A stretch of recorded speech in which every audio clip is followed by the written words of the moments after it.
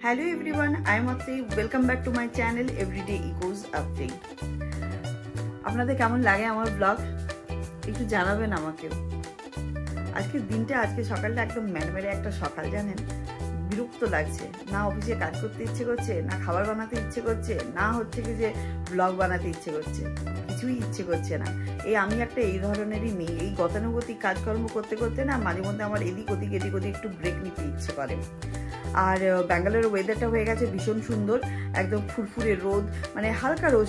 শীতকালে যেরকম রোদ ওঠে ঠিক সেরকম হিমেল হাওয়া বইছে, তাতে করে যেন মনে হচ্ছে কাঁথা কম্বল মুড়ি দিয়ে আবার একটু ঘুম মেরে দিই, কিন্তু তা তো আর হবে না। আজকে সকালবেলায় কিছু ফ্রেন্ডসদের সাথে আমি যেরকম মর্নিং ওয়াক করছিলাম, তো ওরা বললো কি যে কী করে তুই ঠেকুয়াটা বানিয়েছিস, এত সফট, এত ক্রিস্পি, এত সুন্দর ফ্লেভার। তো তার জন্য হচ্ছে কি যে রেসিপিটা একদিন ব্লগে দেই, আমরা ওইভাবে মানে করে খাবো। তো কিছু ফ্রেন্ডস আছে যারা বানিয়েছিল, তারা আবার এত শক্ত বানিয়ে ফেলেছিল যে একদম ছুঁড়ে মারলে মাথা ফেটে যাবে। তো আমারটা তো সেরকম হয়নি, ওরা খেয়েছে, খেয়ে ওদের খুব ভালো লেগেছে। তো চলুন আজকে আর বেশি দেরি করব না, আমার রেসিপি মানে আমি কিভাবে বানিয়েছি ঠেকুয়া তার রেসিপিটা দিয়ে রাখলাম, আপনারাও ট্রাই করবেন। ঠেকুয়া যে সবসময় ছট পুজোতে বানাতে হবে তার কোনো মানে নেই। যখন ইচ্ছে হলো, একটু খেতে ইচ্ছে হলো, আপনারা বানিয়ে রাখতেই পারেন। এয়ারটাইট কন্টেনারে রেখে দিলে 1 মাস তো ভাবতেই হবে না। চলুন দেখে নিই কীভাবে বানিয়েছিলাম। প্রথমে আমি বড় গামলাতে 1/2 কেজি আটা নিয়েছিলাম। আপনারা 1/2 কেজির জায়গায় 1 কেজিও নিতে পারেন, কিন্তু আমি আমার ফ্যামিলি অনুযায়ী 1/2 কেজি আটাই নিয়েছিলাম।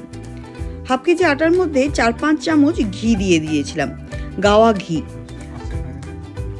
এরপরে মৌরি নিয়েছিলাম, সব কিছু নিজের পরিমাণ মতো নিয়েছি, এরকম কিছু নয়। ওই 1 থেকে 1.5 চামচ মৌরি নিয়েছিলাম।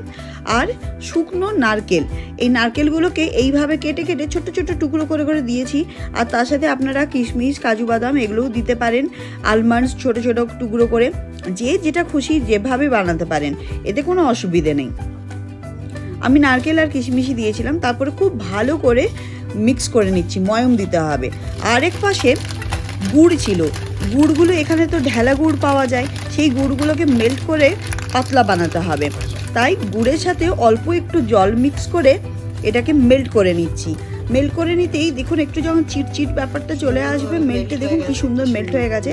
এইরকম মেল্ট হয়ে গেলেই এটাকে কুল ডাউন করতে হবে, মানে ঠান্ডা করতে হবে।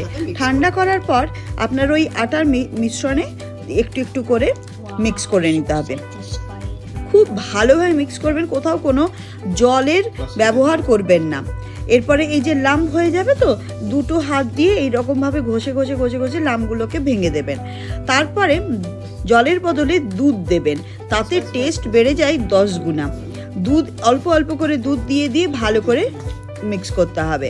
আবার অল্প একটু দুধ দেবেন, আবার ভালো করে মাখবেন। যেমনভাবে আমরা আটা মাখি ঠিক সেরকমভাবেই হচ্ছে কি যে এটা ডোটা বানিয়ে নিতে হবে।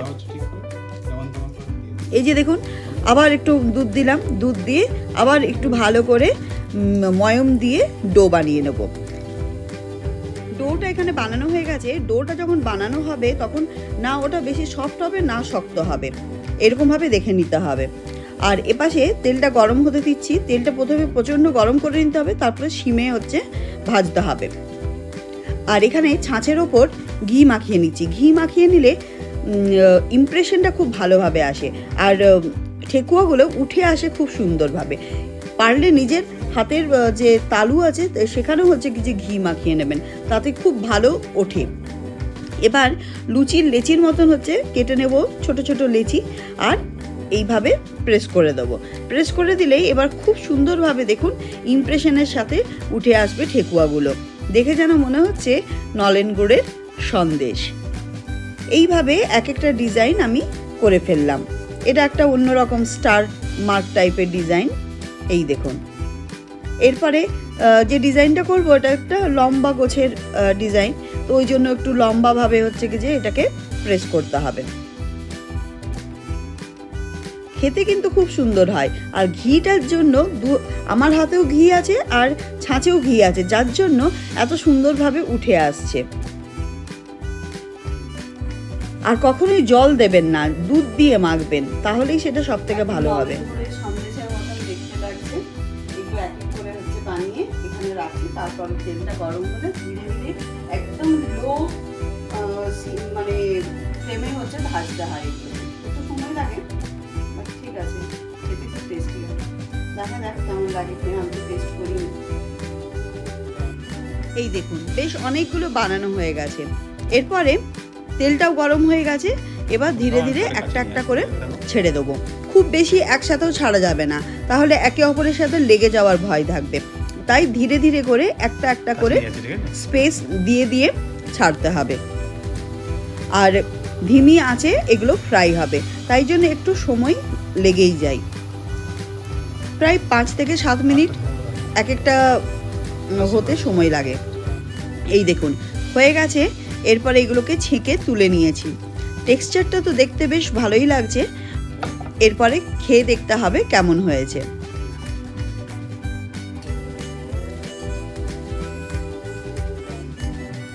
ঠেকুয়া সেদিনকে আমি আর আমার হাজবেন্ড মিলেই বানাচ্ছিলাম। এই দেখুন বেশি সংখ্যক একদমই একসাথে দেবেন না, অল্প কয়েকটা দেবেন, আর যাতে প্রত্যেকটা নেড়ে চেড়ে ওঠাবার জন্য স্পেস থাকে, পাল্টে দেওয়ার জন্য যেন স্পেস থাকে। এইভাবে সমস্ত ঠেকুয়াগুলো বানিয়ে তুলে নিয়েছি। এরপরে আপনাদের দেখাই, দেখুন কেমন ক্রিস্পি আর ক্রাঞ্চি হয়েছে। এই দেখেছেন কি সুন্দর ভেঙে গেল। আর যেগুলো শক্ত হয় অনেকে সুজি ব্যবহার করেন, সুজি ব্যবহার করলেই সেগুলো তো শক্ত হয়, তো শক্ত হলেই ওই যে ছুঁড়ে মারলেই মানুষের মাথা ফেটে যাবে। আর এখানে দেখুন কি সুন্দর ক্রিস্পি, এত সুন্দর যে ফুটফুট করে ভেঙে যাচ্ছে। এরপরে দেখে নিই কেমন লাগছে রিভিউজ, খেয়ে কেমন লাগছে। ভালো কেমন লাগছে? হ্যাঁ না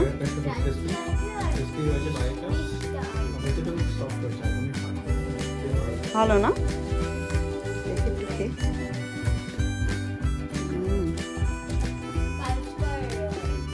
সত্যি সুন্দর লাগছে খেতে। আপনারাও বাড়িতে বানিয়ে খাবেন। শুধু ছট বলেই যে বানাতে হবে ঠেকুয়া তার কিন্তু কোনো মানে নেই, এমনি বানিয়ে এয়ারটাইট কন্টেনারে রেখে এমনি নর্মালি আপনারা খেতে পারেন। আপনারাও বাড়িতে বানিয়ে খান আর আমাকে কমেন্ট বক্সে জানাবেন কেমন লাগলো। ব্লগটা যদি ভালো লেগে থাকে একটা লাইক, শেয়ার, সাবস্ক্রাইব আর অবশ্যই কমেন্ট করে জানাবেন আমাকে। আবার দেখা হবে নতুন একটা ব্লগের সাথে। Tata, bye bye, thank you so much.